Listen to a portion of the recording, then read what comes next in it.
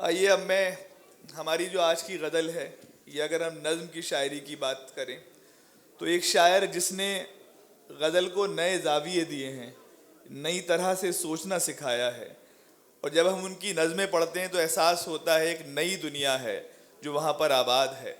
शारिक कैफ़ी साहब को मैं आवाज़ दे रहा हूँ ज़ोरदार तालियों के साथ। आइए सर।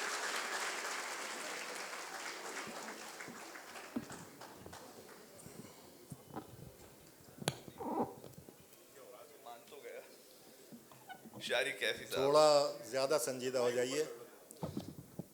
आज मैं सोच रहा हूँ गज़ल के बजाय नज़्म किसी ने नहीं पढ़ी है, तो एक दो नज़में मैं आपके सामने पेश करूँगा।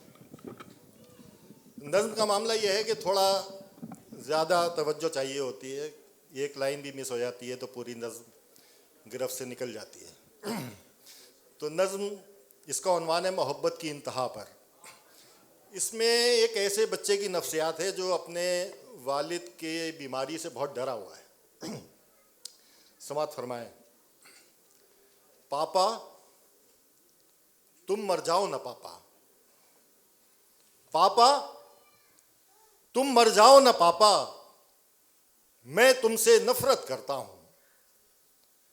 कश तुम लेते हो खांसी मुझको आती है, दिल के दौरे तुम्हें नहीं मुझको पड़ते हैं। आखिर कब तक रात में उठकर लाइट जलाकर देखूंगा मैं सांस तुम्हारी।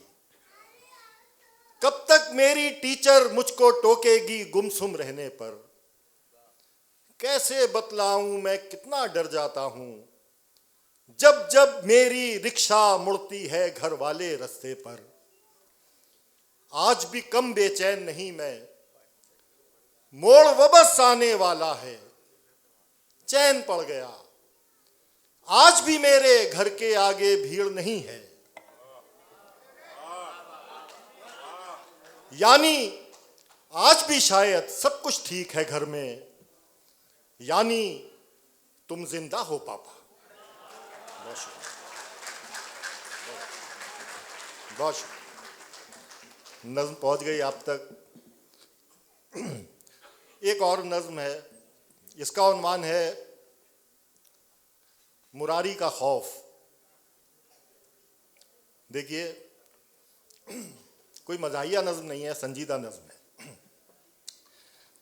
गुजर गया सामने से मस्जिद के बेखतर सीना तान कर मैं,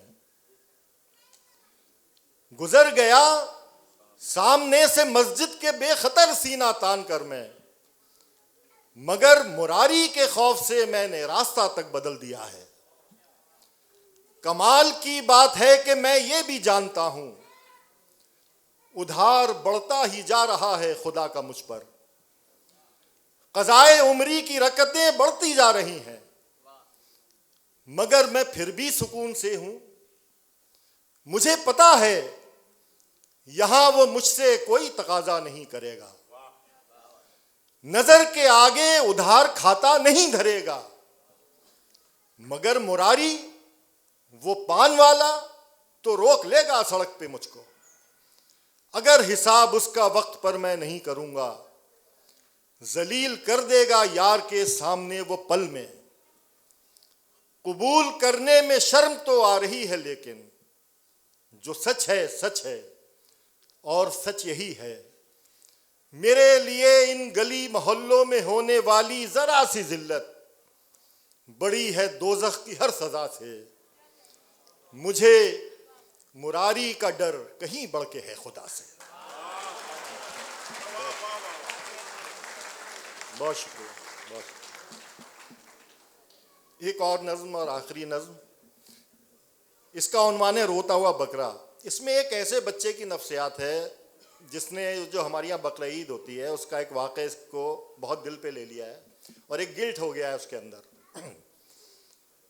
अब इतनी संजीदा नज़में आप इतने ध्यान से सुन रहे हैं, मुझे बहुत खुशी हो रही है। देखिए, ये भी मज़ाहिया लग सकती है लेकिन मज़ाहिया नहीं है। वही बकरा मेरा मरियल सा बकरा, वही बकरा मेरा मरियल सा बकरा, जिसे बबलू के बकरे ने बहुत मारा था वो बकरा, वो कल फिर ख्वाब में आया था मेरे। दहाड़े मारकर रोता हुआ और नींद से उठकर हमेशा की तरह रोने लगा मैं। खता मेरी थी, मैंने ही लड़ाया था उसे बबलू के बकरे से। उसे मालूम था पिटना है उसको, मगर फिर भी वो उस मोटे से जाकर भिड़ गया था। मेरी इज्जत की खातिर वो भी कुर्बानी से बस कुछ देर पहले।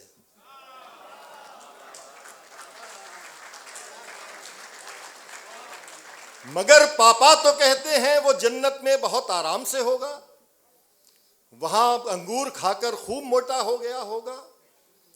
तो क्यों रोता है वो ख्वाबों में आकर? वो क्यों रोता है आकर ख्वाब में, ये तो नहीं मालूम मुझको। मुझे तो ये पता है वो जब जब ख्वाब में रोता हुआ आया है मेरे, तो अगले रोज बबलू को बहुत मारा है मैंने।